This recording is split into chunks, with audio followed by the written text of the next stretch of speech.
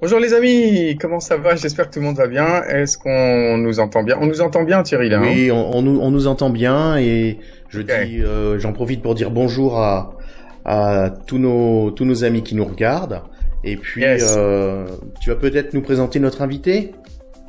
C'est une possibilité. C'est une possibilité. On va essayer de faire ça. Non, je vais vous le présenter. Surtout que c'est un invité de marque. C'est un de mes meilleurs amis. On se connaît depuis très très longtemps. Mais au-delà du fait que c'est un super ami, c'est aussi un des entrepreneurs que je respecte le plus dans ma sphère, si tu veux. Quelqu'un qui m'a beaucoup inspiré Enfin, on se connaît depuis Londres, hein, Thierry. Il s'appelle Nicolas Deflo. Il est à Dubaï depuis très très longtemps. Il est entrepreneur depuis super longtemps aussi. Et je lui ai demandé s'il pouvait passer dans l'émission pour partager le maximum de conseils pour nos amis, le maximum de conseils pour nos amis qui soit pensent à se lancer ou soit se sont lancés mais galèrent un petit peu et avoir quelqu'un d'expérimenté enfin voilà. En tout cas, essayer d'avoir une valeur ajoutée profonde pour officiellement le meilleur groupe francophone de la planète sur Facebook. Donc voilà, il fallait le dire. Voilà, donc without further ado, comme on dit, sans plus tarder, on parle maintenant à Nicolas Deflo. Nico, est-ce que tu nous entends? Oui, bonjour Hamza, bonjour Thierry, bonjour Super. à tous nos Bonjour amis. Nico. Alors Nico, donc quelques questions déjà. Vraiment merci de passer un petit peu de temps avec nous. Ça fait longtemps qu'on voulait faire ça et c'est vrai que ton agenda ne l'a jamais permis. T'es entre deux sociétés, c'est un petit peu le feu tout le temps pour le Nico. Et là on te chope là, on t'attrape. Donc c'est génial. Est-ce que tu pourrais, alors moi je sais un petit peu, mais est-ce que tu pourrais nous parler d'un petit peu d'où tu viens, ton background un petit peu? Oui, oui, tout à fait. Et puis c'est vrai que juste pour rebondir sur ton commentaire juste avant, c'est pas juste mon agenda, c'est le tien aussi Hamza, il me semble. Avec toute... Je suis là en tant qu'entrepreneur, mais je pense qu'on peut te prendre en tant qu'exemple. Peut-être je pourrais te poser quelques questions un peu plus tard par rapport à ton expérience, à toi personnelle, parce que je pense que tu as vécu beaucoup de choses aussi. C'est gentil. Mais oui, tout à fait. Pour répondre à ta question, en fait, je suis dans le recrutement. D'ailleurs, c'est comme ça qu'on s'est connus tous les deux. J'ai à peu près 15 ans d'expérience dans le recrutement en Europe, ici à Dubaï. Je suis venu à Dubaï il y a 12 ans maintenant. Oui, c'est ça, début 2006, ça fait 12 ans. Wow. J'ai travaillé dans deux sociétés de recrutement différentes à Londres en tant que jeune Français expatrié. C'est là où j'ai fait mes premières armes et que j'ai réellement appris ce que c'était que le recrutement. C'était vraiment une école pour moi. Et puis il y a après plusieurs années passées à Londres, je suis venu ici en vacances à Dubaï, comme beaucoup d'entre nous. Et il se trouve que je suis tombé amoureux de Dubaï. Alors c'était personnel, mais aussi j'ai vu toutes les opportunités d'un point de vue professionnel. On est toujours d'ailleurs, mais c'est vrai qu'à l'époque, ça se ressentait encore plus dans un pays qui était en plein boom économique, où tout était en train de se créer. Il y avait des tours partout, de nouvelles routes tous les jours. C'était vraiment un environnement absolument hallucinant. Oui, l'économie avait faim de main-d'œuvre étrangère. Ce qui faisait que l'industrie du recrutement boomait à l'époque. Donc oui, mon premier poste a été un poste de recruteur interne chez Doo, l'opérateur téléphonique ici des Émirats Arabes Unis. Il y en a deux, Doo et Etisalat. Etisalat est plus ancien. J'ai commencé à travailler pour Doo et effectivement, j'étais en charge de recruter tous les ingénieurs qui ont monté les tours téléphoniques et broadband, Internet et le service Internet ici aux Émirats Arabes Unis. Donc c'était un premier contrat. Suite à ça, j'ai eu un poste de recrutement manager aux douanes de Dubaï. Donc c'était un secteur un poil différent. C'était purement un environnement gouvernement. C'était une entité gouvernementale. Là, j'ai pu développer un peu mes compétences et comprendre un peu mieux le marché local d'un point de vue client. Donc notons que j'étais à l'époque quand je proposais des services de recrutement à Londres, j'étais consultant en recrutement, donc je proposais des services de recrutement. Et là, je suis passé de l'autre côté de la barrière où je suis devenu client et j'utilisais justement les agents de recrutement. Ouais. Ce qui m'a fait voir à l'époque qu'il y avait effectivement un réel besoin en termes de qualité de prestation de services dans le domaine du recrutement. C'est ça qui m'a en fait inspiré pour monter ma société. Et alors, tu l'as monté quand du coup? J'ai eu ma licence, j'ai commencé à travailler dessus début 2008 et j'ai eu ma licence le 5 août 2008, 2 mois avant la crise. Ouais, voilà. Et alors, Nico, t'avais une bonne situation avant de te lancer. C'est-à-dire que t'étais en poste, assez confortable, pour un poste dans une boîte gouvernementale en plus, et ça t'a pas gêné de laisser ce confort, enfin t'avais tous les avantages, tu sais, tu terminais pas trop tard, t'avais un salaire correct, etc. Tout ça pour te dire mais je vais commencer un truc de zéro, je vais gagner zéro, je vais galérer tout seul. Comment tu fais le switch entre ça et ça, quoi? Ouais, tout à fait. Tout le monde a ses petites habitudes et son environnement confortable. Et c'était exactement le cas comme tu viens de le décrire à l'époque. Néanmoins, j'ai eu cette vision, j'ai vu qu'il y avait un réel besoin dans le marché et il y avait quelque chose au fond de moi qui me poussait, qui me disait tu peux vraiment faire une différence, tu peux vraiment apporter quelque chose à cette économie qui est en plein boom. Et puis aussi en profiter d'un point de vue personnel. À l'époque, je n'avais aucune obligation, pas de famille, pas d'enfants, pas de crédit. J'avais économisé un peu d'argent. Et effectivement, la décision, c'est une décision très importante qui a changé complètement le cours de ma vie. Et c'était, oui, j'avais le choix entre investir dans une propriété qui aurait dont la valeur aurait été multipliée par 3, 4 ou 5 aujourd'hui sûrement, ou alors mettre cet argent dans le développement de quelque chose qui m'était cher. Et c'est ce que j'ai décidé de faire en fin de compte. Donc oui, j'ai pris une décision basée sur différents faits. Et je pense que le timing, l'environnement était en ma faveur. Mais c'est vrai que les choses ont un peu tourné différemment quelques mois après avoir monté ma société. Je vous l'expliquerai peut-être un peu plus tard. Bah maintenant peut-être, parce qu'en fait, qu'est-ce qui s'est passé alors? Oui, après plusieurs mois de travail chez moi, dans ma chambre, à monter une structure, à faire mon business plan, à demander les bonnes autorisations, à avoir l'accréditation pour avoir la bonne licence au bon endroit, j'ai finalement réussi à avoir tout ça après plusieurs mois d'efforts et surtout pas de revenus.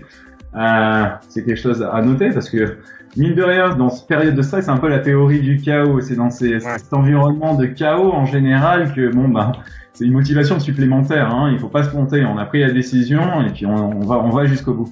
C'est une motivation supplémentaire. Et j'ai réussi à avoir mon autorisation. J'ai travaillé jour et nuit comme un acharné dans un petit bureau. On voyait pas la lumière du jour. Un mois et demi, 2 mois après, on se retrouve en plein milieu de la deuxième crise financière la plus importante du siècle. Tout le monde se souvient de septembre, octobre 2008, où monter une société dans le recrutement, c'était peut-être une erreur. Donc j'ai eu l'impression à ce moment-là de tout perdre. On avait quelque chose de solide. On avait réussi à acquérir de très beaux clients, à travailler sur de très beaux postes, et c'était le moment critique où il fallait absolument qu'on génère des revenus. La crise financière, toutes nos offres et nos placements est annulé l'un après l'autre. Et oui, il a bien fallu rebondir. Donc j'avais 2 choix, tout fermer ou me battre. J'ai continué à me battre, ce qui a payé. Ce qui a payé, éventuellement, ouais, c'est ça qui a payé. Alors maintenant, tu sais, t'as des années d'entrepreneuriat derrière toi. Et si tu rencontrais aujourd'hui, comme je suis sûr que, il y a beaucoup soit d'entrepreneurs en herbe ou des gens qui pensent à se lancer. Si tu devais donner un conseil au Nico de nouvel entrepreneur, tu sais, le Nico qui rêve, qui est naïf un petit peu, qui a pas encore l'expérience qu'il a maintenant, qu'est-ce que tu donnerais comme conseil? Tu sais, tu fais un retour dans le temps. Tu lui donnerais quoi à ce Nico comme conseil pour que les choses se passent mieux, plus vite, plus facile, moins risqué? Je sais pas. Quel conseil tu lui donnerais? Le Nico du futur au Nico du passé? Je pense que quand on commence quoi que ce soit peut-être dans la vie personnelle ou professionnelle, il faut imaginer la chose et il faut arriver à voir un objectif final. Et dans mon cas, avec mon expérience, je voyais exactement, je savais exactement ce qu'il fallait que je fasse. Bon, il y a toujours des inconnus, il faut faire quelques recherches pour essayer de contourner ces inconnus et avoir les réponses aux questions qu'on se pose sur comment le faire, sur les petits détails techniques. Mais néanmoins, j'avais réellement l'image et je savais exactement ce qui marchait ce qu'il fallait mettre en place dans le marché pour pallier à ce manque. Et en fait, je vais formuler ma réponse, je vais la faire en 3 étapes. La première chose, c'est savoir de quoi on parle. J'avais déjà une expérience passée, comme j'ai dit, en Europe, ici au Moyen-Orient. J'ai pris le temps de connaître le marché local avant de monter ma société. Oui, excuse-moi. Excuse-moi, Nicolas. Quand tu dis que tu as pris le temps, tu peux développer?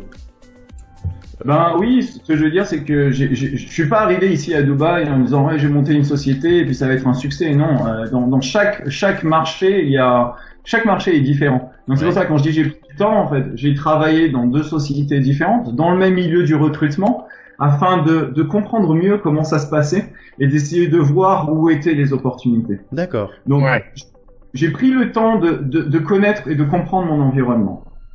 Mais par contre, effectivement, je vais peut-être commencer par ça là maintenant. Une fois que j'ai compris cet environnement et que j'ai acquéri l'expérience nécessaire pour pouvoir monter une société. Savoir quand on monte une société, il faut mettre un maximum de chance de son côté. Donc je savais quand même de quoi je parlais, mais une fois qu'on a tous ces éléments en place et qu'on sait exactement comment est-ce qu'on va faire les choses, c'est important de démarrer le plus rapidement possible. Trop d'entrepreneurs passent trop de temps à planifier, à s'assurer que les choses soient faites absolument parfaitement. Cette première étape de ce démarrage permet en fait de valider l'idée et d'essayer de la tester pour savoir si effectivement il y a un intérêt de l'autre côté et se rapprocher de plus en plus du résultat, à savoir effectivement générer des revenus. D'accord. Donc un gros conseil que je donnerais à n'importe quel individu qui souhaite peut-être se lancer dans l'entrepreneuriat ou monter son propre business, c'est bien planifier, mettez les choses en place, mais ne prolongez pas trop. Essayez, une fois que l'essentiel est mis en place, démarrer le plus rapidement possible. Ça va vous permettre aussi de pouvoir vous récupérer sur les erreurs que vous allez faire plus tard. Dans le sens où si le plus longtemps vous prenez pour démarrer, le plus d'argent ça va vous coûter. Et pourquoi Nico? Parce que, imagine si j'avais pris 2 ans pour démarrer ma structure au lieu de 6 mois, par exemple, ça aurait été 2 ans sans revenus.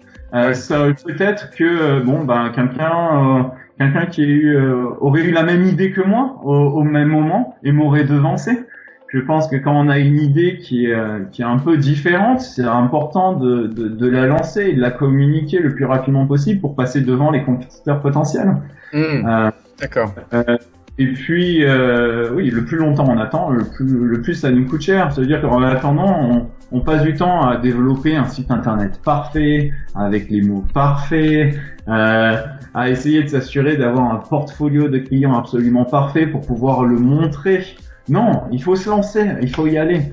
Peut-être que le premier placement ou le premier contrat, ce sera un petit contrat. Mais sur ce petit contrat, on arrivera à rectifier certains points pour pouvoir, ça va nous aider à gagner de plus gros contrats par la suite. Et ça, cette étape-là d'apprentissage, démarrer le plus rapidement possible, c'est un apprentissage sur peut-être des choses qui sont un peu moins importantes. Si on se plante à ce moment-là, c'est un peu moins important, on arrive à retourner, à renverser la vapeur. Parce que si j'avais commencé avec des choses absolument parfaites et que j'étais dans un meeting avec un énorme client, et que je m'étais planté à ce moment-là, bon, bah, il y aurait tout qui serait écroulé. Ça aurait été difficile pour moi de relancer la machine derrière. Donc, ouais. Là, on a parlé de deux choses, en fait. On a parlé de savoir de quoi on parle et se lancer dans la création d'une entreprise dans un secteur que l'on connaît bien. Et la deuxième chose, c'est démarrer le plus rapidement possible. Le troisième conseil que j'ai, en fait, c'est, ça va ensemble, hein, c'est démarrer à les coûts les moins importants possibles. C'est très important. Il faut pas avoir les yeux plus gros que le ventre. Travailler, il faut pas avoir un gros ego. Rien n'est parfait au départ. Il faut réussir à évoluer, à se donner le temps de s'améliorer avec le temps, tout en diminuant ses coûts. C'est bien de faire des contrats et de générer des revenus. Néanmoins, si les coûts sont plus importants que les revenus, ben on est en perte et notre société n'a plus de possibilité que de fermer, de mettre la clé sous le paillasson. Donc, la gestion des coûts est aussi quelque chose de très important. Ne pas dépenser trop d'argent trop rapidement, c'est un conseil, je pense, qui est à prendre en compte. Et quand tu dis, tu sais savoir de quoi on parle. Si je te dis par exemple que moi je suis dans les RH et que j'en ai un petit peu assez de travailler pour un boss, etc. J'ai envie de travailler pour moi. Et puis tu sais, j'ai toujours eu ce projet de restaurant, mais j'ai zéro expérience en restauration. Que ce soit un kebab ou un restaurant super chic, peu importe. Hein. Toi, tu conseillerais quoi à ces gens-là? Arrête de rêver, tu le fais pas?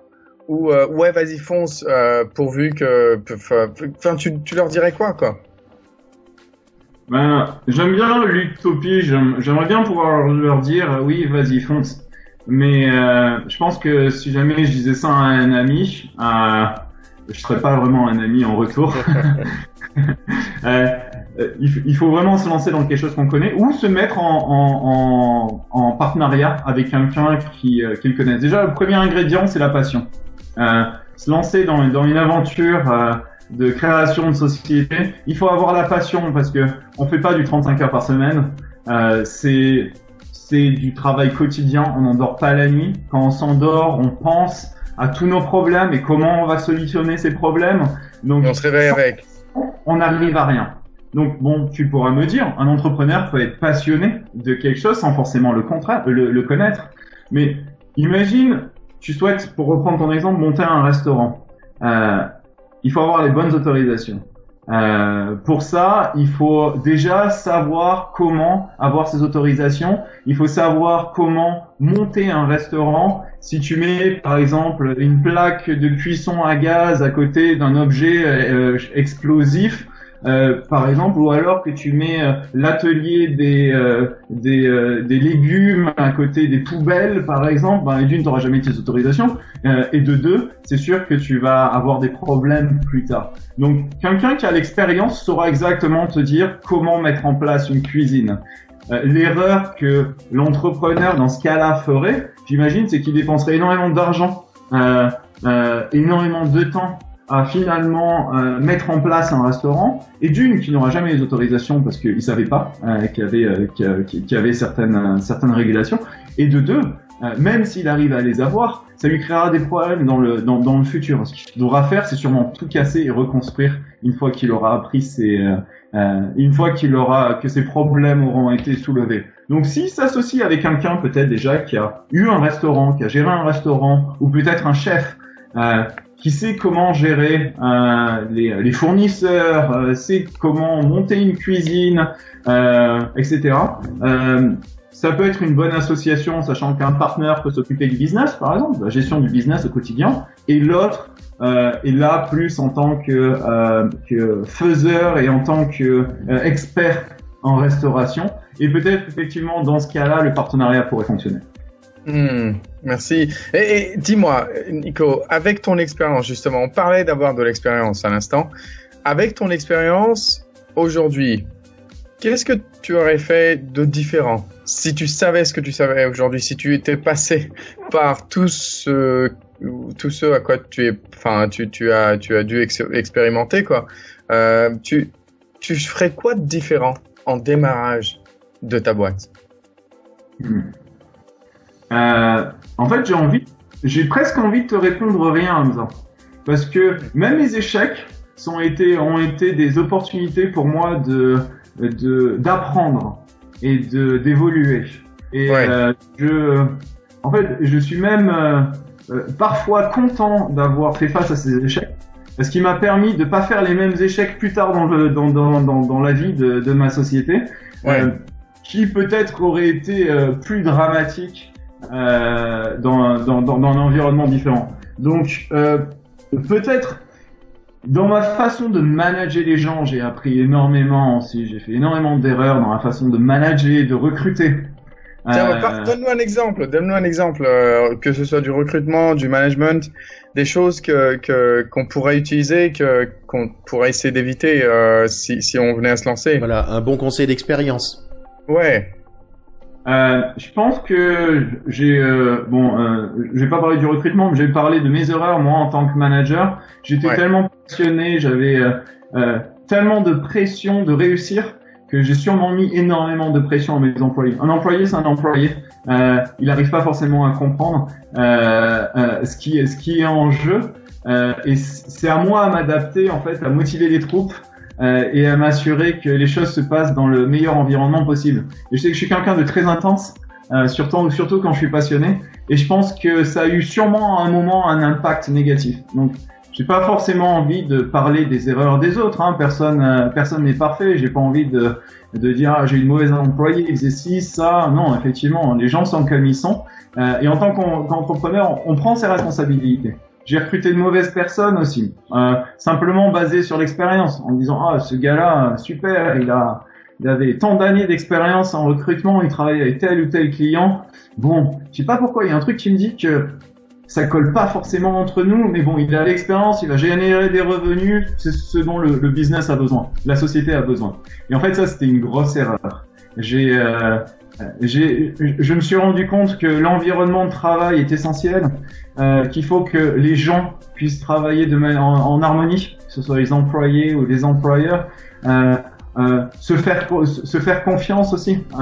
Et en fait, un entrepreneur tout seul, il n'y arrive pas. C'est un travail d'équipe. Sans équipe, sans mon équipe, je suis personne. Donc c'est quelque chose à garder en tête. Recruter, s'assurer qu'on développe un bon environnement de travail avec des gens intéressants, intelligents, et l'aspect humain vient en priorité avant même l'expérience. D'accord. Chose que je ne pensais pas à l'époque. Okay. Vas-y Thierry. J'ai une petite question parce que bon, on a un petit peu discuté tout à l'heure hors antenne, et vous avez tous les deux parlé d'un sujet qui est pas assez traité, je trouve, à Dubaï, qui est les risques qu'on a à prendre une mauvaise licence. Oui. Oui, et est-ce que tu pourrais revenir un petit peu là-dessus, parce que tu as dit des choses hyper intéressantes, et je pense que ça profiterait aux membres de Carrière Express.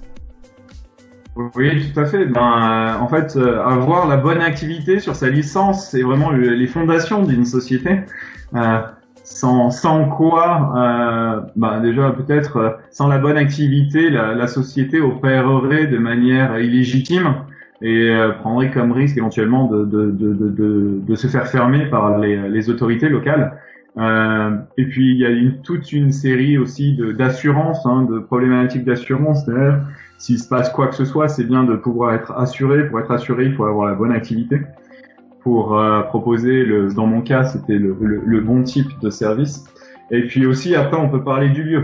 Alors ici à Dubaï, dans le marché local, on peut ouvrir une société dans ce qu'on appelle ici mainland, c'est-à-dire hors zone franche. Oui. Auprès du département économique de Dubaï qui s'appelle DED, Dubai Economic Department. Alors certaines activités sont réservées au UAE National, aux locaux. D'autres activités permettent de créer une société en partenariat avec un local, et d'autres activités Dubai Mainland permettent à un expatrié de détenir 100% des parts de sa société. D'accord. Certaines activités qui sont disponibles seulement à Dubai Mainland et d'autres activités qui sont disponibles aussi bien dans les zones franches qu'à Dubai Mainland. Et l'avantage de créer sa société en zone franche pour un expatrié, c'est effectivement d'avoir la possibilité de détenir 100% des actions de sa société. Ouais. Et enfin, n'y a-t-il pas aussi un risque, à vouloir créer sa société trop vite et à prendre un petit peu n'importe quelle licence et puis de se retrouver bloqué a posteriori?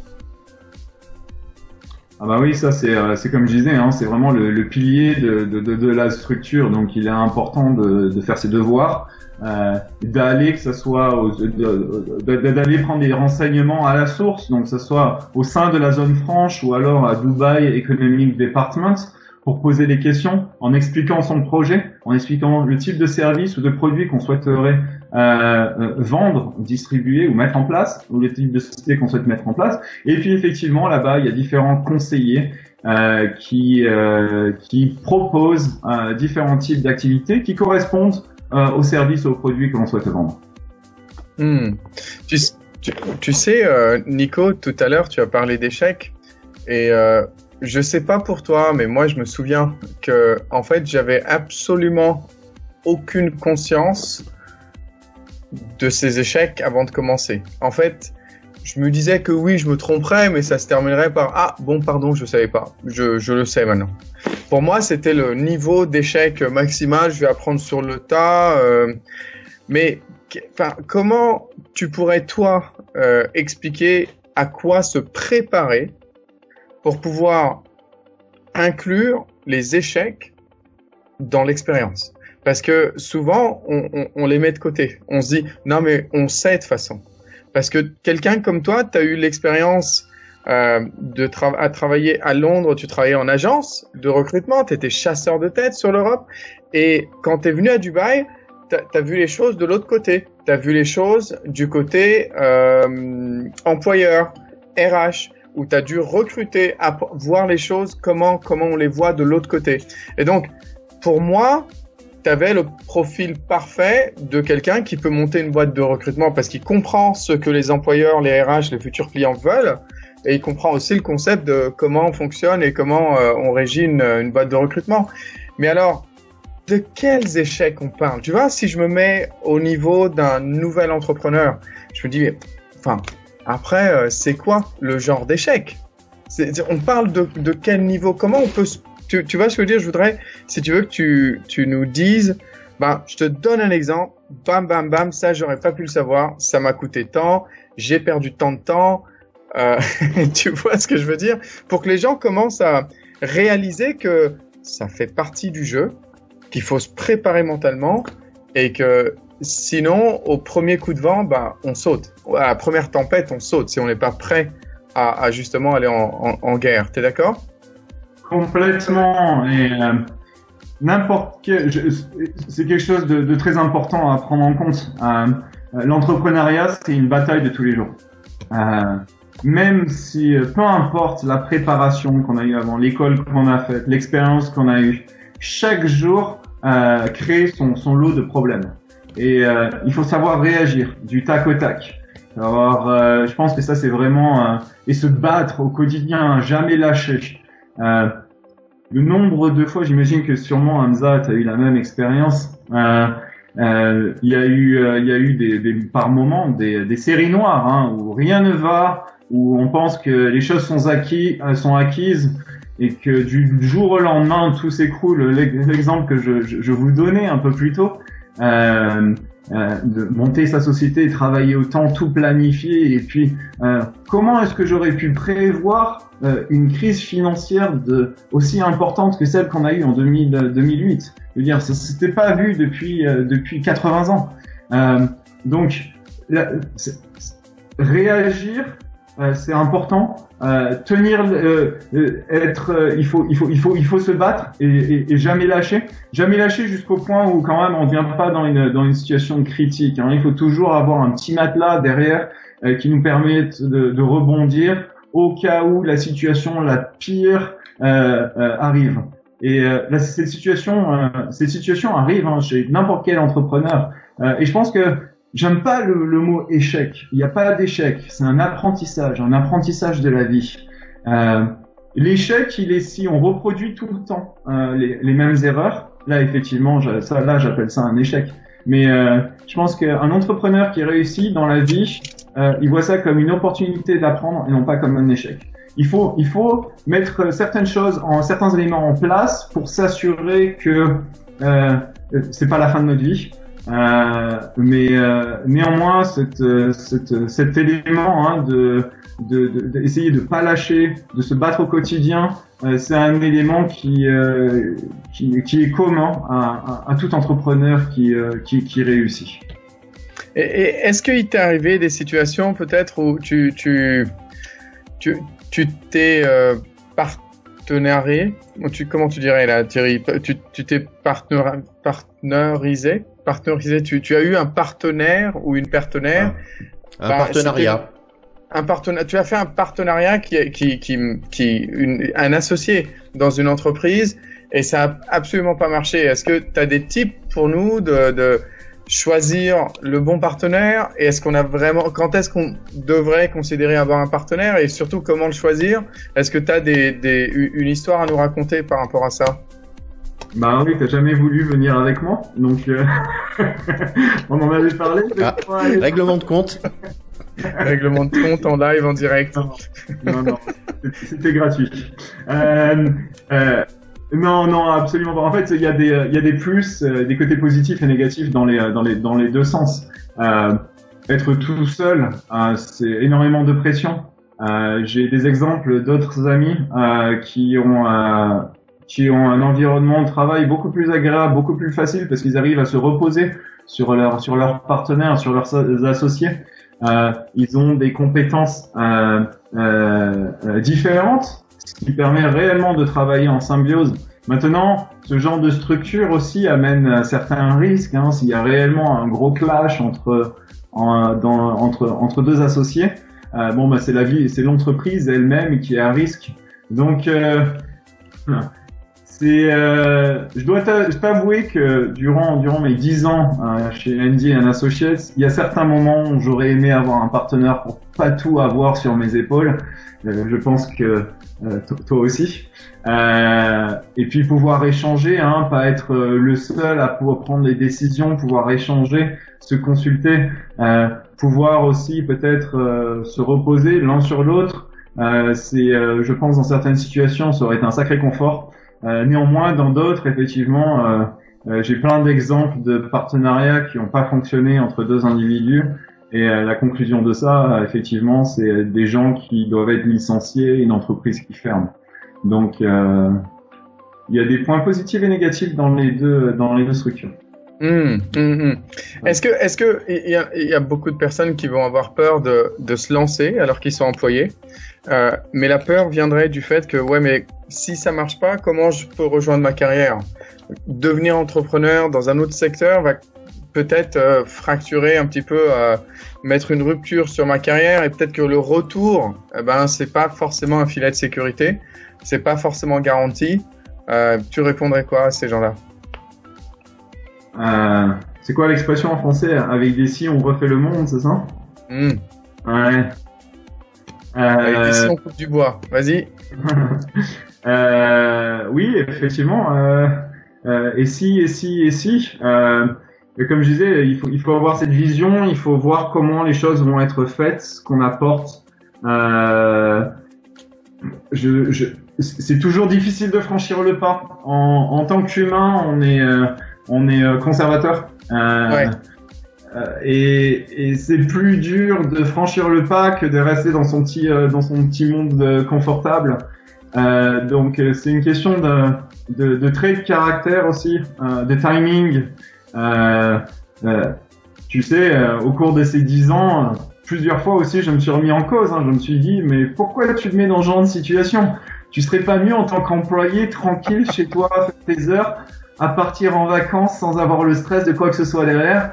Donc, encore une fois, l'entrepreneuriat, ça a du plus et du moins, mais en tout cas, moi, c'est ça qui me fait vivre. C'est stress, c'est cette passion, c'est le fait de trouver des solutions à des problèmes qui me sautent à la tête tous les jours. C'est comme ça que je me sens vivant. Ça correspond pas à tout le monde, mais moi, ça, pour reprendre une expression populaire, ça me fait kiffer en fait. Merci. Et tu as vendu ta société. Oui. Donc, tu l'as montée. Ça a duré combien de temps avant que tu décides de la vendre? Je pense que j'avais pris la décision dans ma tête déjà, c'était peut-être 2 ans avant la vente. Ouais. J'avais l'impression que la structure de ma société, la manière dans laquelle ça a été monté, ça me passionnait plus forcément. Après 15 ans d'expérience en travaillant sur le même modèle, j'avais d'autres aspirations, d'autres idées que j'avais envie de mettre en place, et je vais toujours reporter ces idées. Et c'est vrai que un matin, je me suis levé, ça me trottait dans la tête depuis longtemps en fait. Ouais, bien sûr. Et c'est dur pour moi c'est très dur pour un entrepreneur de laisser glisser quelque chose qu'on a mis tant de temps, d'énergie et de passion à construire. J'avais un autre projet en tête, peut-être dont on parlera un peu plus tard. Et je me suis rendu compte que c'était réellement ma passion. Le plus j'y pensais, le plus ça m'occupait l'esprit quand je m'endormais le soir et quand je me réveillais le matin. Et puis il y a un jour, je me suis dit ok, je pense que là il est temps de franchir l'étape. J'ai des employés chez Andy Associates qui sont absolument qui sont presque font partie de ma famille. J'ai envie de dire, on s'est serré les coudes pendant les moments difficiles. Il était hors de question que je laisse tomber une société aussi belle que Andy Associates et que je laisse tomber mes employés. Donc il fallait vraiment le faire dans les meilleures conditions possibles. Et je pense avoir trouvé des investisseurs et des repreneurs. Ils sont suisses pour l'époque, absolument exceptionnels. Donc en fait, j'ai un petit sourire lorsque je pense au futur de Andy Associates parce que je sais que la société est entre de bonnes mains, ce qui est un sacré soulagement pour moi. Ouais. Et puis ça me permet de me libérer du temps. Je suis le genre de personne qui pense qu'on peut pas faire deux choses bien en même temps. Il faut pouvoir se concentrer sur un sujet. C'est assez complexe de gérer une société. Pour moi, gérer 2 sociétés bien et être inclus dans la société, c'est quelque chose de presque impossible. Donc, je pense que pour faire les choses par étapes, j'ai décidé de sortir de cette structure pour me lancer dans un projet qui m'est réellement à cœur aujourd'hui. C'est facile de vendre sa boîte? Est-ce qu'il faut faut la préparer pour la vente? Il y a des choses à valider avant de dire attention, je vends ma boîte. Et surtout, comment tu la vends finalement? Ouais, tout à fait. Facile, j'ai envie de dire, ça dépend du business. Ouais. Si jamais on a une société qui perd de l'argent depuis 10 ans, c'est un peu moins facile de vendre une société à perte. Mais non, il faut préparer les choses. Je pense qu'il faut, dans la gestion d'une société, dans tous les cas, il faut s'organiser. Donc, à partir du moment où on a tout qui est mis en place, je parle de la finance, de la P&L pour ceux qui comprennent ce que c'est, Profit and Loss ou Balance Sheet. C'est important d'avoir les chiffres en place, de montrer une progression aussi, une évolution, pour montrer que c'est pas une solution stagnante, c'est un investisseur, il voudra faire un retour sur investissement. S'il met de l'argent, il a envie de voir que d'ici X nombre d'années, il aura un retour sur investissement. Donc il faut se mettre à la place des investisseurs et des repreneurs, planifier, organiser pour maximiser la vente d'une structure. Effectivement, il faut montrer du profit. Et en général, lorsqu'on estime la valeur d'une société, on prend notamment, c'est un des chiffres clés, le profit de la société, on le multiplie par 2, 3, 4, 5, 10, 15, un facteur qui peut être plus ou moins grand suivant la nature de la société, suivant l'économie locale, suivant plein de différents. La taille du marché, le secteur. Exactement. Ça se prépare tout ça. Vendre sa structure, c'est pas quelque chose qui se fait du jour au lendemain. On peut avoir une opportunité, mais ça met combien de temps d'ailleurs? La vente, le processus de vente, est-ce que c'est plus 2 semaines ou plus 2 ans? Enfin, je sais pas. Ben moi, dans mon cas, ça m'a mis 2 ans pour préparer, et puis pour finaliser les contrats, et puis signer les contrats. Ça a mis encore 6 mois parce qu'il y a ce qu'ils appellent un due diligence. Donc, c'est un processus qui permet de vérifier toutes les informations, et de donner ces informations à l'investisseur pour que lui il puisse faire une recherche de son côté et s'assurer de son investissement. Ouais. Ça, il faut déjà tout préparer, ça prend du temps. Et puis oui, entre la prise, la communication avec la personne qui a racheté ma structure, le groupe qui a racheté ma structure, et puis la finalisation du contrat, ça a pris 6 mois à peu près. Ouais, d'accord. Donc, et il faut se faire connaître aussi. C'est pas en restant dans son coin qu'on va avoir des investisseurs qui vont venir nous chercher. En général, surtout dans un marché comme celui du Moyen-Orient.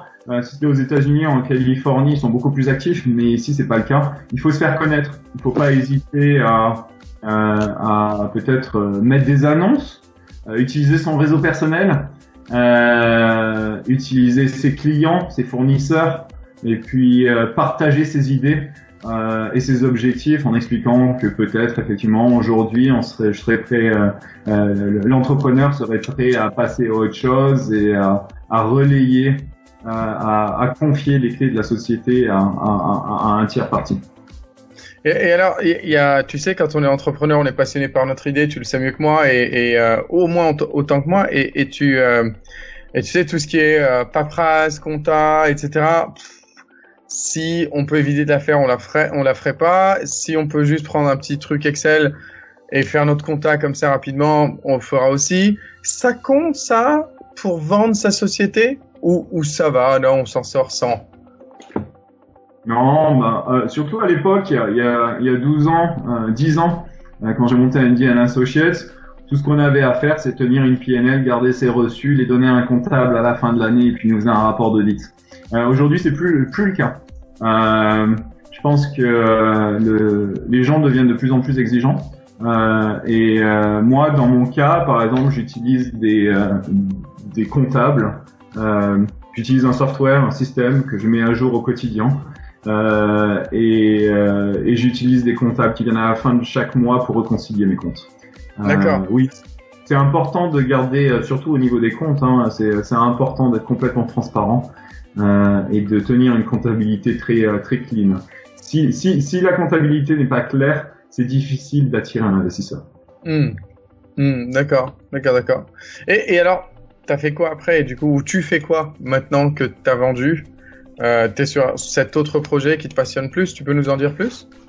Oui, oui, tout à fait. Alors, j'ai mis un peu de temps, effectivement, pour faire la passation de pouvoir parce que je voulais qu'elle se fasse dans les meilleures conditions possibles.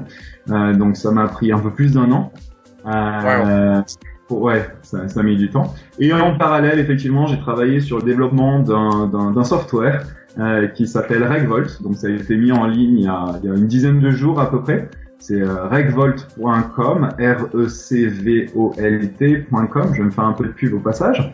Et en fait, j'ai eu cette idée en fait de changer la façon de travailler des recruteurs. Je voulais faciliter la tâche aussi bien aux entreprises que aux recruteurs, pouvoir leur donner une plateforme qui leur permette de collaborer de manière beaucoup plus sympa et facile et rapide à travers la plateforme. Donc en gros, le concept c'est chaque utilisateur accepte les termes of business, les contrats en ligne, c'est vrai quand il sign up, et puis un entrepreneur peut mettre en ligne un post en mettant une sorte le prix qu'il paiera à un recruteur qui trouvera le bon candidat et qui placera le bon candidat. Donc ça permet de couper toute la partie négociation de contrat, ce qu'on appelle en anglais business development, les cold calling qui ennuient absolument les entreprises, et puis communiquer à travers la plateforme au lieu de par email et au lieu de passer des coups de fil et d'envoyer des emails. Je pense qu'on a créé un produit réellement qui aide les deux parties. D'accord. Donc en fait, excuse-moi. Donc en fait, ta plateforme permet aux deux parties, aussi bien l'employeur que le cabinet de recrutement, de se concentrer sur son cœur de business, parce que quand tu parles de business development, on peut imaginer que on est un super recruteur, quelqu'un qui a vraiment le feeling, qui sait trouver des bons candidats, mais qui est pas très bon pour négocier des contrats. Et en fait, tout compte fait, il pourrait être dépassé par des gens qui savent hyper bien négocier des contrats, mais qui par contre sont des vraies billes pour trouver des candidats. Absolument. Et je pense que Hamza, comme moi, on en a fait l'expérience. On avait des recruteurs dans le cabinet dans notre cabinet qui étaient excellemment bons à faire de la vente, mais après il n'y avait pas de suivi en termes de suivi client ou de qualité de travail. Ils étaient pas forcément là. Et de l'autre côté, il y avait des gens qui étaient un peu plus introvertis, qui étaient excellemment bons à aller chasser et trouver les bons candidats et à les qualifier. Mais par contre, en termes de vente, ils étaient un peu moins bons, et ça fait qu'ils avaient jamais les bonnes opportunités sur lesquelles travailler. Et je pense que réellement, RecVolt, ça va donner la possibilité, comme tu le dis, Thierry, 100%, à ce que ces consultants se concentrent un peu plus sur ce qui sont leur cœur de métier, ce qu'ils sont censés faire au départ, c'est-à-dire aller trouver et qualifier et interviewer de manière professionnelle, passer un peu plus de temps à faire ce travail-là de recruteur plutôt que de gérer des activités commerciales. Donc réellement, c'est exactement l'esprit de RecVolt, en fait, de recentrer un peu le sujet, de faire gagner du temps à tout le monde et de mettre en valeur les consultants en recrutement qui sont très bons, mais qui sont peut-être un peu moins bons d'un point de vue commercial. Nico, c'est pour les chercheurs d'emploi aussi ou pas du tout? Alors, dans le futur, j'ai l'idée de créer un nouveau module pour les chercheurs d'emploi qui leur permettra d'avoir accès à une liste de recruteurs spécialisés suivant leur industrie. Mais pour l'instant, je l'ai pas mis en place. J'essaye là aujourd'hui, j'ai ce qu'on appelle le MVP, c'est-à-dire un premier produit. Donc que j'essaye de faire tourner. On a eu quelques beaux résultats là récemment, en seulement 10 jours, 2 semaines. Donc aller chercher des investissements dans un deuxième temps, et dans un troisième temps, effectivement, avec ces investissements, réaligner la plateforme. Il y a quelques points à améliorer sur la plateforme, et effectivement développer de nouveaux modules. Et ce module candidat, c'est une des idées que j'ai en tête. Oui, d'accord. Donc ça serait génial pour un rechercheur d'emploi qui vient à Dubaï, qui est spécialisé dans la logistique, par exemple, de se connecter à cette plateforme et de voir peut-être les 20 chasseurs de tête spécialisés en logistique ici à Dubaï et de rentrer en contact avec eux. Et ça permettra aux consultants en recrutement d'avoir accès à de meilleurs candidats, mais également aux rechercheurs d'emploi d'avoir accès non pas juste aux postes mis en ligne sur les différents job boards par les entreprises, mais aller aussi pouvoir rentrer en contact avec les chasseurs de tête spécialisés dans leur domaine. Excellent. Donc en fait, c'est vraiment pour les employeurs et les boîtes de recrutement. Pour l'instant, oui, tout à fait. Donc les boîtes de recrutement, elles recrutent. Les employeurs, ils postent leur job. Et les deux, ils communiquent via la plateforme. Ça coûte combien pour s'inscrire si tu es employeur ou si tu es boîte de recrutement? C'est gratuit pour les deux parties. D'accord. Et il y a seulement, la seule chose, c'est qu'il y a effectivement, lorsqu'un employeur met en ligne un poste et marque le prix qu'il est prêt à payer, c'est seulement une fois que le candidat a été recruté, que le candidat démarre, qu'une facture est envoyée à l'employeur de la même valeur du chiffre que lui-même a décidé. D'accord, excellent. Et d'accord, ok, je comprends tout à fait. Donc en fait, tu enlèves la négociation commerciale avec le service légal, tu enlèves les cold calling, les dérangements de tous ces recruteurs qui appellent les employeurs, tu enlèves le temps perdu qui pourrait être productif pour les sociétés, des deux sociétés en plus des deux côtés, et tu dis mais venez, on passe ça, on se met déjà tous d'accord, vous cherchez quelqu'un, nous on a plein de recruteurs spécialisés, mettez votre job ici, on se charge de tout, il y a un seul contrat, il y a une seule facturation, on se charge de tout. recruteur, vous êtes bon à recruter, alors arrêtez de faire autre chose, recrutez. Et employeur, vous avez des jobs, vous avez envie d'avoir des super personnes sur ces postes le plus rapidement possible, arrêtez de négocier des contrats avec chaque société et économiser du temps. C'est bien ça. C'est bien ça. Imagine, si tu es un recruitment manager qui travaille pour une société, que tu as un poste, tu vas rencontrer peut-être 4 ou 5 recruteurs différents. Tu vas négocier 4 fois ces mêmes contrats et tu vas briefer ces sociétés. Tu vas avoir peut-être, une quinzaine de communications par email avec chaque individu. Et en plus de ça, tu vas devoir briefer chacun de ces recruteurs, de ces agences de recrutement, sur les détails du poste. Là, avec RecVolt, en fait, tout est en ligne. Donc, il n'y a plus besoin de ces communications. Tout est en ligne. Une fois que l'agence de recrutement a été acceptée de travailler sur un poste qu'on lui a donné, que l'employeur a donné l'autorisation, il a accès à toutes les informations. Et à l'intérieur de cette description de poste en ligne, ils ont la possibilité de communiquer par le biais de ce qu'on appelle en fait un groupe chat. Donc, c'est une espèce de, ça ressemble à un WhatsApp groupe. Ce qui fait que lorsque, un recruteur pose une question particulière par rapport au poste et que l'employeur répond, la question-réponse est visible aux autres recruteurs. Ouais, efficace. Ce qui fait qu'ils n'ont pas besoin de poser la même question encore. Super efficace, effectivement. D'accord. Excellent. Et tu sais, on est suivi, Nico, la dernière question, hein, on est suivi par beaucoup de chercheurs d'emploi aussi. On est un groupe qui, toi, tu as une super expérience dans le recrutement. Tu es aussi un employeur. Tu as eu à recruter, tu as recruté les bonnes, tu as recruté les mauvaises personnes. Et tu as managé aussi des gens. Tu as managé des gens que tu as vu exploser en termes de résultats et tu as managé des gens que malheureusement, peut-être, tu as vu, tu sais, ils n'ont pas marché, quoi. Si tu devais regarder ces professionnels, ces employés qui sont en poste en ce moment ou pas, c'est pas important. Quel est le plus gros conseil que tu leur donnerais pour leur carrière, pour réussir et être heureux dans leur carrière? Ici à Dubaï? Ouais. Prendre ses responsabilités, je dirais. Le marché de l'emploi est un peu différent ici au Moyen-Orient par rapport à la France. C'est vrai qu'en France, on a accès à beaucoup plus d'aide peut-être. Il y a beaucoup plus de sécurité. Ici, on est dans un environnement qui est, j'allais dire, un peu plus capitaliste, peut-être. On est expatrié, on est immigré. Et si on n'a pas d'emploi, on n'a pas de visa, ça fait qu'on n'a rien à faire dans le pays. En général, on nous renvoie chez nous. Donc, ce que je dirais, c'est, il faut prendre ses responsabilités. Tout ne tombe pas tout cuit. Ce que je conseillerais à un expatrié, c'est travailler dur. C'est s'ouvrir aux bonnes opportunités. Je crois qu'il y a un certain nombre de trainings là-dessus, d'ailleurs, Hamza. Ne pas se laisser aller dans sa routine de tous les jours. Toujours comme un entrepreneur. Continuer à évoluer et à se créer des opportunités et des possibilités autour de soi, en sachant que, en anticipant toujours un peu le pire des cas, en sachant que si par exemple demain il se passait ça, comment est-ce que je rebondirais?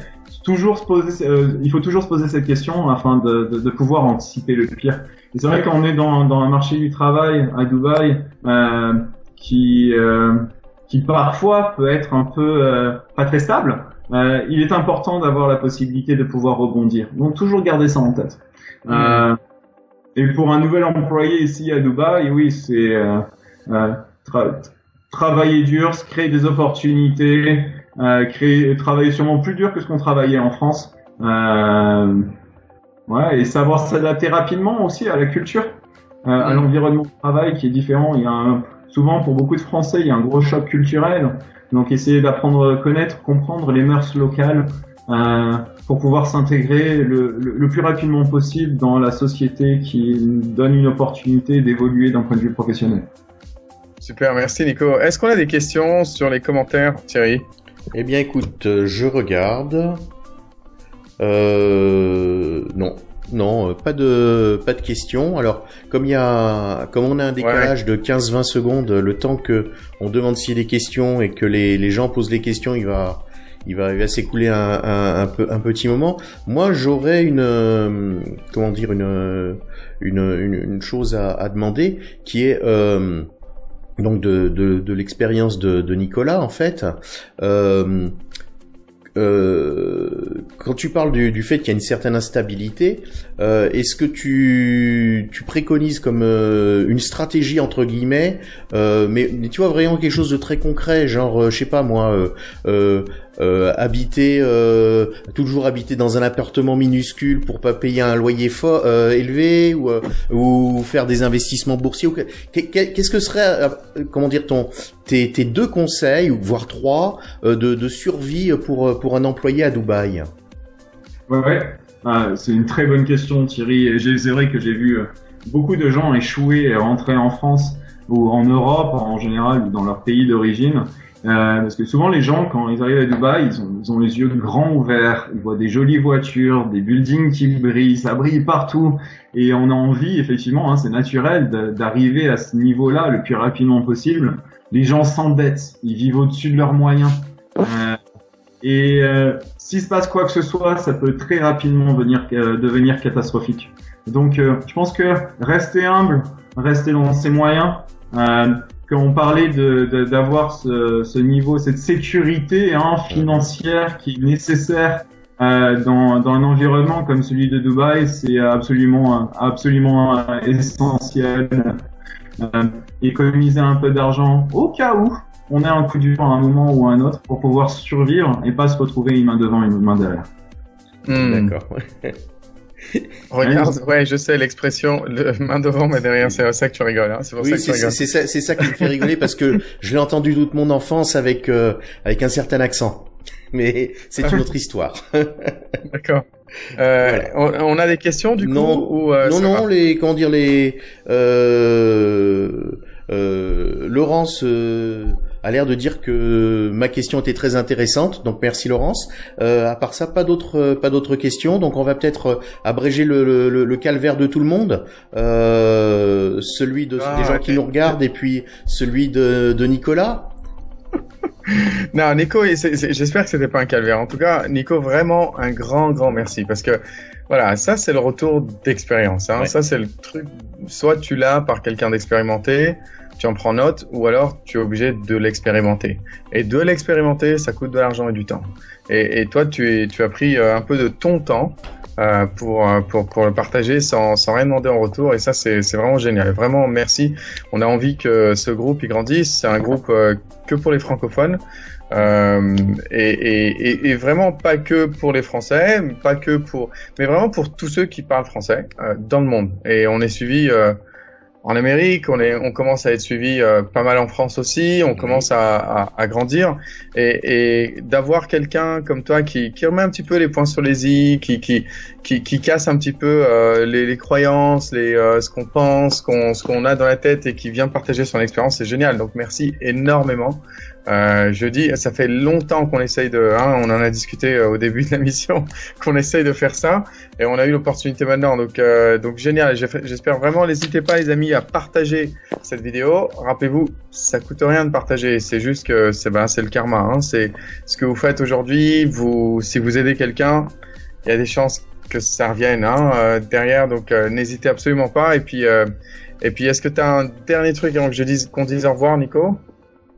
Non, juste pour revenir sur n'importe quel individu qui souhaite se lancer dans l'entrepreneuriat. Oui. En fait, j'ai l'impression que c'est un peu ma responsabilité de mettre en garde les gens sur les différents dangers, mais en aucun cas arrêter ces gens. J'aimerais juste terminer l'émission en leur souhaitant bon courage. Dans leur aventure. L'entrepreneuriat, c'est quelque chose d'absolument sublime. Il faut juste avoir les épaules solides. Mais j'encourage n'importe qui à se lancer dans l'entrepreneuriat. C'est quelque chose c'est une expérience de vie qui est absolument sublime. Donc bon courage à tous les entrepreneurs. Merci Nico, merci énormément. Merci Thierry. Merci Hamza, merci Nicolas. Merci les amis, surtout. On se revoit la semaine prochaine encore avec une émission. Et voilà, on avance les amis, de plus en plus. Partagez, likez, commentez. Et merci encore Nico d'avoir pris autant de temps pour nous. À très bientôt les amis. À la semaine prochaine. Au revoir. À bientôt.